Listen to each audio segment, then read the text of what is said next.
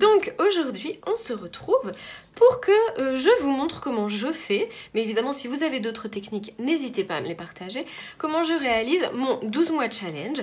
Donc on va faire ensemble une pochette, on va faire la pochette du mois de novembre, voilà, avec, donc je vous la montre parce que évidemment je tourne l'intro après avoir fait le tuto pour avoir de quoi vous montrer. Donc comment on va faire la petite pochette, comment on va faire en sorte que ça s'ouvre ici. Par contre ce que je n'ai pas fait, parce que vraiment c'est pas compliqué, c'est tous les petits chiffres là. Donc là vous avez le fichier pour vous imprimer, vous découper. Si vous voulez, vous les plastifiez, mais c'est pas obligatoire. Et en fait, cette petite enveloppe transparente, vous saurez la faire parce que je vais vous montrer aussi comment on fait ces enveloppes là. Alors là en l'occurrence elle est pailletée, mais vous n'êtes pas obligé de la pailleter, mais si vous voulez vous pouvez vous la pailleter aussi celle-ci. Donc je vais vous montrer ça. Dans un deuxième temps je vais vous montrer comment on fait des enveloppes comme ça, voilà, avec un tracker au dos, avec un titre. Alors là j'ai laissé le titre vierge, mais vous pouvez faire un titre imprimé. Donc là j'ai fait en A6 et puis du coup la grande pailletée c'est en A5. Comme ça vous aurez du A7, A6 et A5. Voilà, et bah écoutez, c'est parti. Alors, on va commencer par le commencement, à savoir imprimer ce petit challenge.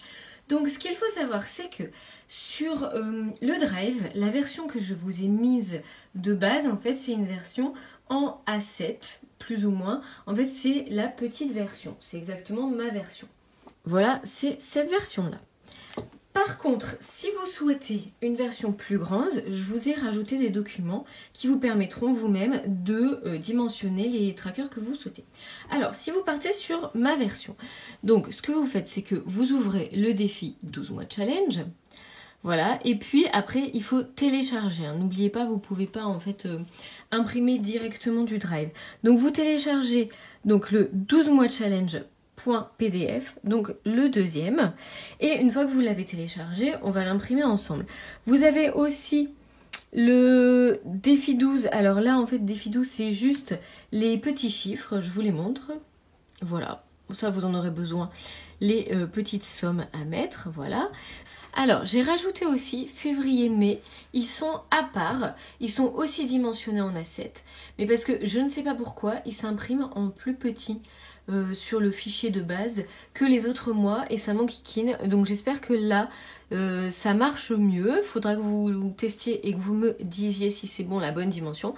Sinon, de toute façon, ils sont tous là dans ce fichier-là, donc vous avez tous les mois ainsi que les petits trackers à mettre devant et derrière. Voilà, je vous montre. Ça y est, ça a changé. Vous avez tous les mois, vous avez le petit tracker que vous allez mettre au dos. Donc en fait, je vous ai fait le nombre de trackers qu'il vous fallait, plus le 12 mois. Voilà, vous imprimez tout et vous avez tout pour faire le calendrier.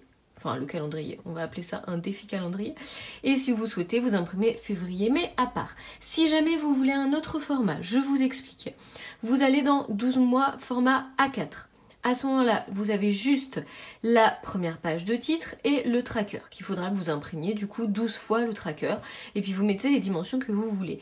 Pour tous les mois, comme c'était en fait Amandine, du coup c'est dans vos réalisations, puis dans le dossier planeur Amandine, et là dans planeur Amandine, vous avez ici tous les mois qui s'affichent, janvier et tout ça, et là ils sont en format A4 et vous mettez le format que vous souhaitez. Évidemment, Amandine, elle est au courant que j'utilise ces visuels pour faire mon petit 12 mois challenge et elle est évidemment d'accord. Voilà, donc une fois qu'on a fait ça, on va imprimer.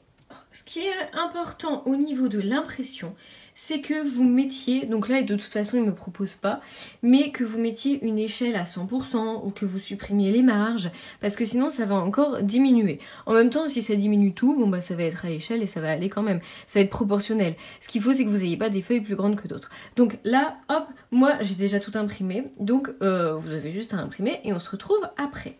Voilà, c'est imprimé. Alors, je m'excuse pour la lumière. Quand je filme mes vidéos budget, en fait, je suis sur le bureau de mon mari qui est juste en dessous du Velux, donc forcément, c'est de la lumière naturelle.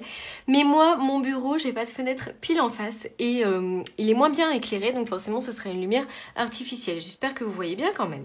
Donc, j'ai imprimé la feuille où on a uniquement le mois de novembre, plus le tracker, plus le titre. Voilà, j'ai pas tout imprimé parce que je veux pas faire de gâchis d'impression. Donc, vous vous retrouvez avec une feuille comme ça. Bon, en dessous, il y a des petits sous-titres, mais ça, c'est pas très important. Et donc, bah, on prend notre fidèle massicot et on va couper bien sur la ligne. Vous voyez, tout est bien aligné. C'est bien fait quand même, hein, dites donc. Donc voilà, vous coupez. Donc, vous essayez vraiment juste d'avoir les mêmes dimensions parce que après, il va falloir faire un recto verso qui va être le plus précis possible. Voilà. Hop, on coupe toutes ces petites bandes blanches. Voilà. Alors, la page de titre, enfin, oui, celle-ci, on va pas la faire ensemble, mais vous la plastifiez toute seule, indépendamment. Au dos, si vous voulez, vous mettez un joli papier coloré, si vous avez envie. Sinon, vous pouvez la laisser toute blanche. Voilà, celle-ci, je vais la mettre de côté. Donc, ce qui va nous intéresser, c'est ici pour faire une enveloppe. Donc, on va faire une enveloppe qui s'ouvre là, qui est bien scellée en bas, en haut et sur ce côté-là, et avec la petite pochette, la fameuse petite pochette, qui vous interpelle beaucoup. Donc, il va nous falloir maintenant des pochettes. Alors, moi, je prends des Fellowes, mais vous pouvez prendre celle d'Action. Alors là, moi, je vais utiliser juste une petite chute parce que ça va me suffire. Mais vous, n'hésitez pas, vous allez en avoir beaucoup parce que là, on va couper pour faire la petite pochette. Je sais pas si vous entendez, je suis enrhumée. Donc, c'est toujours pas le Covid. Je me suis testée. Mais par contre, j'ai un peu la crève, hein. Donc, vous allez avoir besoin de faire 12 petits rectangles pour insérer les chiffres. Donc, vous pouvez prendre une pochette, mais si vous avez des chutes, utilisez des chutes. Donc, concrètement, moi, je fais 5 de large. Donc là, bah, on est bon, on est parfait. Vous pouvez faire un petit peu plus large, hein, si vous voulez, ça marchera bien aussi. Et en hauteur, par contre, il faut voir large, justement. Faites 7. Voilà, et vous êtes sûr d'être tranquille. Donc, là, vous avez les deux. Et on va les retourner, voilà, vous mettez toujours comme ça, de toute façon, il faut toujours les retourner pour avoir les faces opaques à l'extérieur quand on fait des petits montages comme ça, que ce soit pour les 36 enveloppes ou autre. Maintenant, on va prendre une pochette entière, j'espère que vous voyez bien. Je vous zoome un tout petit peu, voilà. Donc, ce que l'on va faire, c'est bien mettre recto verso, voilà, en essayant que ça soit le plus possible aligné, puis après vous calez ici votre petite pochette recto verso et avec ces deux petites bandes que l'on a retournées pour avoir les deux côtés opaques, voilà, de part et d'autre, vous allez les placer à l'endroit où vous voulez mettre votre petite pochette. Et ce qu'il y a de super méga important, c'est que vous la laissez bien dépasser, voilà, et vous alignez bien les deux côtés. Voilà. Maintenant, j'allume ma plastifieuse. Donc, comme d'hab, quand je l'allume, je vous éteins le son. Parce que c'est un petit tracteur, mon truc. Donc, vous pouvez en mettre 2 par pochette, hein. Je vous conseille pas d'en mettre plus que 2. Parce que après, sinon, vous allez quand même avoir du mal à les tenir, à bien aligner et tout. Moi, en l'occurrence, j'en mettais 2. Là, aujourd'hui, comme je vais en mettre qu'une, et ben en fait, je coupe ce dont je ne me sers pas pour ne pas l'utiliser pour rien. Alors, je suis en train de faire le montage et je me rends compte que la partie qui suit est très mal cadrée. Je vous l'ai laissé quand même parce que je pense que vous pouvez tout de même comprendre entre ce que vous voyez et ce que je vous explique. Mais je m'en excuse et si vous le souhaitez par la suite, je pourrai refilmer cette partie-là si vous en avez besoin. Voilà, je suis désolée et je vous laisse avec la suite. Voilà, une fois que votre pochette est passée. Donc ça va être le devant évidemment et ça le derrière. Donc ce côté-là, il va falloir faire bien attention à pas couper trop court. On va toujours laisser 2 mm à 3 mm sur le côté que l'on veut sceller, en bas aussi et en haut aussi. On va laisser ces petits millimètres là. Alors, c'est parti, on coupe en bas. Hop, je laisse les 2 mm. À gauche, bah du coup je laisse tout. En haut, et c'est là où il y a le gros suspense, est-ce que la petite pochette va s'ouvrir? Par contre, à gauche, donc à droite en fait plutôt, mais comme je l'ai retourné, là on va couper 1 mm de papier environ. Comme ça, on fait l'ouverture. Tadam! Alors, j'ai même une abonnée qui a plastifié l'intérieur. Moi, j'avoue que je plastifie pas l'intérieur. Parce qu'alors là, vous avez 2 fois plus de boulot, hein. Et puis pour en haut, bah regardez maintenant. Tac! Ça s'ouvre. Donc voilà, écoutez, il vous reste plus qu'à perforer. Alors, soit vous avez une perforatrice comme ça, Et en fait, vous pouvez un peu perforer comme vous le souhaitez. Vous pouvez faire une perforatrice de trous. Et ici, en fait, vous trouvez des anneaux. J'ai une abonnée qui m'a montré. Elle a pris des anneaux, vous savez, comme pour les porte-clés. Voilà, ça marche bien. Moi, vous le savez, j'utilise ces anneaux-là que j'ai sur Amazon par... combien ils sont ? Je vais en avoir 8 par 8. Donc c'est environ 12 € pour 8 ou peut-être pour 10, je ne sais plus. Mais si vous n'avez pas l'utilité d'en acheter 10, vous pouvez aussi les avoir sur AliExpress. Ils les vendent un par un. Voilà. Et donc vous faites 3 trous de cette taille-là. Alors si vous avez une perforatrice comme moi, je vous montre qui fait 3 et 3, et ben vous prenez que un seul côté 3 et vous essayez de centrer. Voilà. Si jamais vous avez qu'une perforatrice, un trou et que vous avez des petits anneaux comme ça, et ben à ce moment-là, vous faites les trous un par un. Alors comment savoir la bonne distance? Vous prenez une de vos enveloppes classiques, vos enveloppes A6, zippées que vous devez avoir. Là, je cherche autour de moi, mais j'en ai pas. Mais voilà, n'importe quelle enveloppe que vous avez déjà ou de tracker que vous avez déjà, vous reportez les 3 trous ici, vous faites 3 petits trucs au feutre et puis hop, vous retournez comme ça, vous regardez où vous avez fait vos petits trous et vous faites, voilà, pour que ça vous serve de gabarit parce qu'avec ça, vous allez avoir un mal fou à bien noter les 3 trous, ça va être galère, vous n'allez pas y arriver. Donc prenez une enveloppe que vous avez déjà. Vous voyez comme c'est méga simple. Donc voilà pour ça. Maintenant, on va passer aux petites enveloppes A6, A5 ou A7. Donc, je vais d'abord vous parler de tous les formats pour que ce soit clair pour vous. Si vous voulez faire du A5, moi je fais 14 cm de large et je laisserai une bande transparente, comme celle-ci, de 1 cm. Après, en hauteur, je fais 21 cm. Pour du A6, je fais 9,5 de large, plus une bande toujours d'1 cm, sur 17 de haut. Et pour du A7, donc je vais faire 7,5 de large, plus 1 cm, et puis 13 cm de haut. Voilà. Donc là, je vais vous montrer pour un tracker A6, mais évidemment, ce sera tout le temps pareil. Donc, vous prenez un carton. Moi, en fait, je le coupe pas parce que je l'avais déjà celui-ci, je m'en étais pas servi, donc du coup, je veux pas couper un nouveau. Au dos, vous mettez un petit tracker. Donc ça, ce sont mes trackers qui sont sur le drive. Et en fait, là, moi, je les imprime directement soit en format A6, soit j'en mets 4 par page et ça me donne ce format-là. Voilà, donc ça déjà, c'est la première étape, en sachant que pour coller le tracker derrière, vous avez 3 options.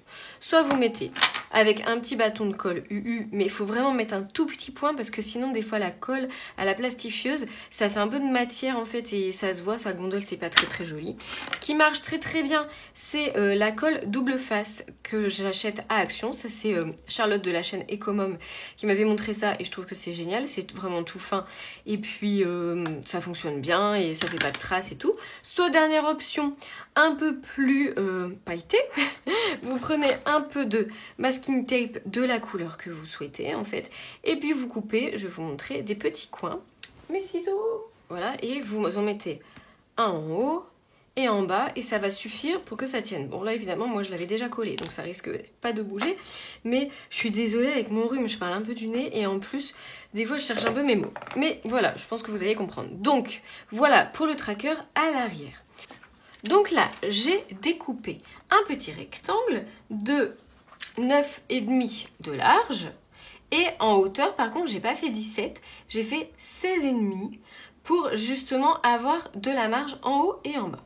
Donc, toujours côté opaque vers le haut. Tac, tac. Du coup, je centre ma feuille au milieu pour que ce soit symétrique de chaque côté, voilà. Et également, hop, je ferme, en hauteur. Voilà, maintenant que... Donc le centre, ça va être ici. Voilà. Je prends mon petit rectangle, que je vais du coup placer là, au centre, en essayant évidemment de le mettre à l'horizontale. Toc.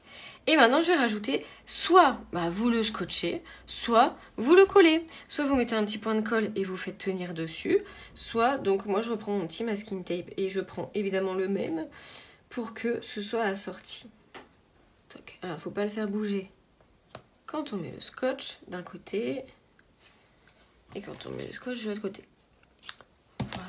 Alors, ça sera moins joli sans rien d'écrit dessus, mais ce sera joli quand même.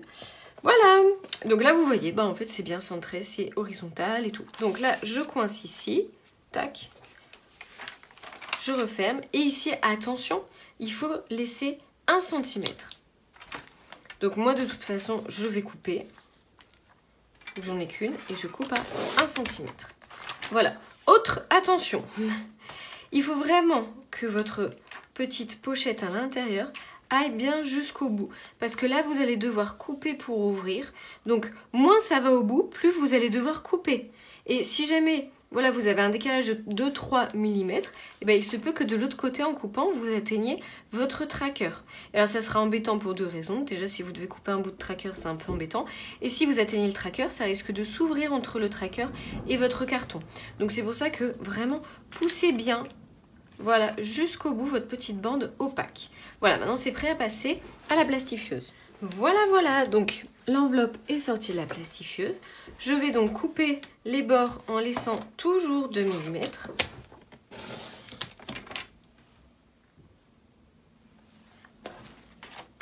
Attention à gauche, on laisse 1 cm. En haut, 2 mm.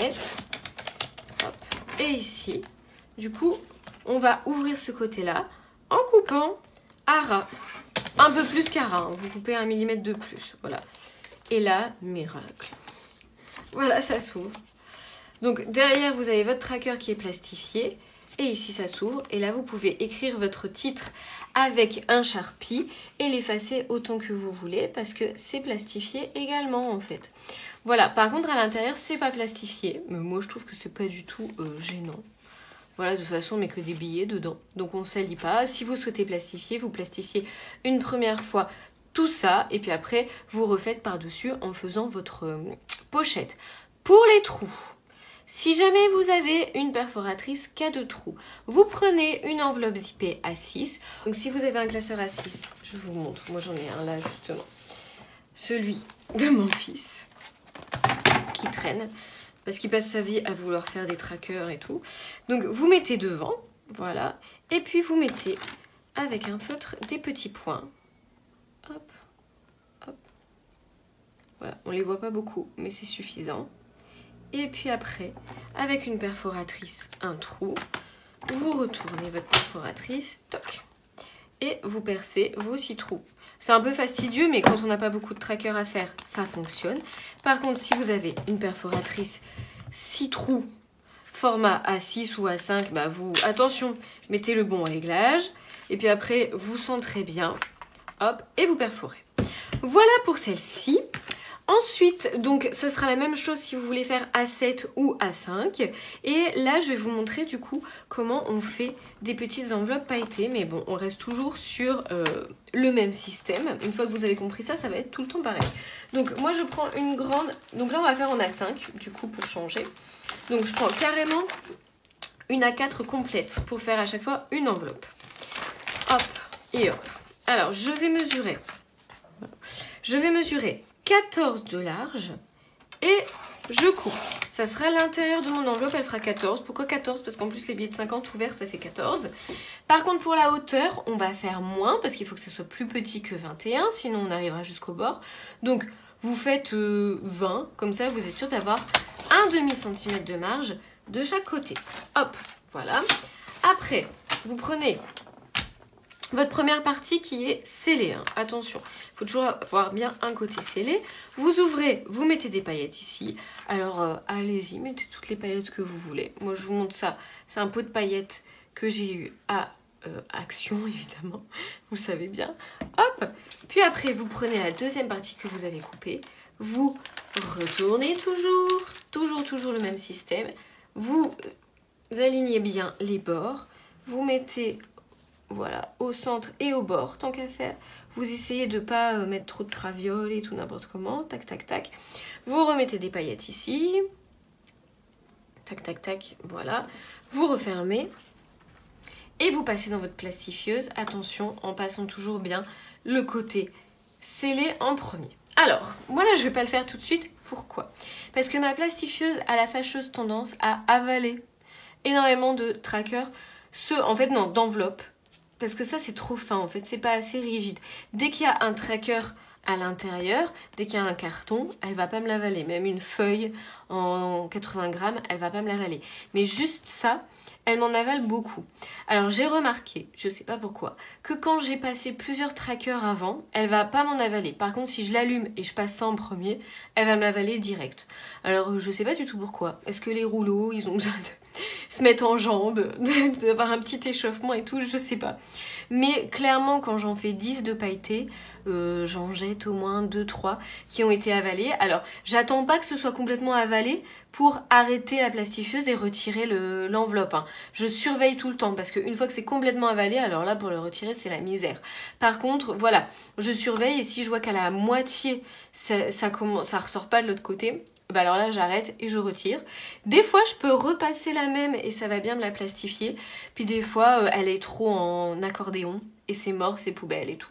Donc voilà, celle-ci je la garde, je la ferai plus tard quand j'aurai passé d'autres trucs avant. Le plus important de toute façon c'était de voir. Et au final ça va vous donner ça. Une fois que c'est plastifié. Donc vous aurez juste à couper ce bord là, ici, pour que ce soit ouvert. Voilà donc le petit tuto des enveloppes et tout ça. Il ne me reste plus qu'à vous montrer comment on dimensionne des trackers. Alors, écoutez, là je suis contente de vous retrouver, mais ça a été dur. Parce qu'en fait, je voulais vous montrer le dimensionnement sur un PC et pas sur un Mac. Parce que je me dis que vous êtes peut-être plus nombreux à avoir un PC et qu'en fait c'est limite plus facile sur un Mac, mais bon, je peux vous montrer les deux. Mais mon PC, je l'avais pas redémarré depuis un certain temps, et puis mon abonnement Microsoft 360, je sais pas, il était plus pris en compte, patati patata, donc je pouvais même plus accéder à Word. Donc là, ça m'a bien pris 30 minutes, je pense, de redémarrer mon ordi, de remettre Word et tout. Mais nous y sommes. Alors, vous allez voir, c'est très simple. Pour pouvoir dimensionner un tracker, ce qui est important d'abord, c'est que... J'arrête pas de vous faire bouger, donc ça déjà on va éviter. Donc c'est que vous devez l'enregistrer sur votre PC en mode image. Donc PNG ou JPEG. Les deux ça fonctionne. Mais il faut que ce soit une image et pas un PDF. Après on s'en fiche un petit peu de la dimension de l'image. Voilà, vous l'enregistrez de toute façon. Après vous ouvrez un document Word. Donc, moi je le mets en paysage. C'est quand même mieux. Surtout si vous avez plusieurs trackers à mettre. Hop, voilà. Et donc, on va insérer une image. Donc, insertion, image, image. Alors, moi, je vais prendre une image de la photothèque. Hein. On s'en fiche un petit peu. Voilà, qu'est-ce qu'on va insérer comme image? Et ben, on va mettre... Eux, ils sont mignons. Hop, c'est parti. Voilà. Et une fois que vous avez les petits chats, non je rigole, une fois que vous avez votre tracker, et ben vous voyez ici, vous avez les mesures. Et vous avez juste à faire les mesures dont je vous ai parlé tout à l'heure. C'est-à-dire, là, imaginons que l'on va faire 1 à 6, et ben du coup, vous diminuez ici, toc, donc soit vous faites ici avec les petites flèches, soit vous faites là avec le curseur sur le truc. Donc là, en largeur, on veut 17. Donc là, vous dimensionnez. Et donc en fait, en haut, il va vous dire à combien vous êtes. Donc moi, je vais vouloir en largeur 10,5. Et en hauteur, là, je suis à 17. Bon, du coup, les chats, ils sont un petit peu déformés parce que c'est pas trop fait pour. Après, par contre, ce que je vous conseille, c'est de l'enregistrer en PDF. Parce qu'une fois que vous l'avez enregistré en PDF, quand vous l'imprimez, vous êtes sûr que ça ne bougera pas. Alors que si vous imprimez un document Word, ça peut un peu quand même bouger au niveau des dimensions. Voilà, bon, c'est la première fois que je le fais. Sur PC, ça se voit, c'est quand même pas méga précis, mais vous voyez le principe, vous allez y arriver, vous avez les mesures, tac, tac, tac. Maintenant, je vais vous montrer sur Mac. Voilà, donc sur Mac, c'est Page, ce n'est pas Word évidemment. Donc là, vous allez faire insérer,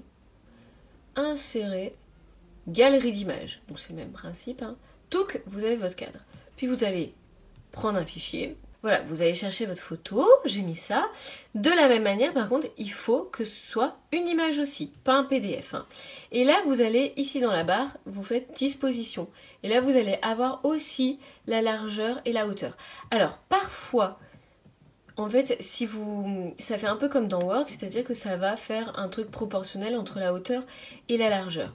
Mais là, si vous bougez les petites flèches, ça va changer que la largeur. Puis après, vous pouvez changer ici que la hauteur. Pourquoi? Parce que j'ai fait insérer galerie d'images. Si jamais je prends mon image dans mes fichiers et que pouf, je la glisse comme ça, je vais pas pouvoir faire ça en fait. Ça va me faire à chaque fois, ça va me bouger la largeur et la hauteur de manière proportionnelle. Et c'est pas, en fait, le A6 c'est pas vraiment la moitié d'un A5, alors que le A5 pardon, c'est vraiment la moitié d'un A4. Donc à la limite, si vous voulez un A5, ça marchera si vous voulez faire de manière proportionnelle. Par contre, un A6, ça ne marchera pas. Donc là, voilà, je vais pouvoir aller faire mon 10,5 par exemple. Hop. Donc pareil, on va essayer. Bon, j'étais à 10,50. Ouais, bon, presque, bref. Et puis en haut, du coup, on va faire 17 ou 17,5. Tac, tac, tac. Et puis après, vous l'enregistrez en PDF et vous l'imprimez et ça sera parfait. Par contre, je vous conseille d'en faire plusieurs par page, parce que comme ça fait toujours économiser le nombre de pages. C'est plus économique. Voilà, désolée pour ma petite crève. Franchement, en fait, ça fait des hauts et des bas, ma crève. J'ai l'impression que ça allait mieux, puis en fait, ça recommence finalement. Mais en fait, c'est comme le temps. Un jour, il fait meilleur et un jour, il fait moins bon. Voilà, écoutez, on se retrouve normalement dimanche pour la vidéo bilan de cette semaine. Je vous le dis tout de suite un petit peu. Franchement, il y a eu des petites dépenses, mais que en espèces, mais il y a quand même pas mal de dépenses en espèces. J'espère que cette vidéo vous aura plu, qu'elle vous aura permis de bien faire mon petit 12 mois challenge. Et puis on va dire, comme avec les 36 enveloppes, surtout envoyez-moi des petites photos, des petites vidéos de vos créations. Je serai hyper heureuse de les partager sur Instagram. Voilà, je vous souhaite une très belle journée.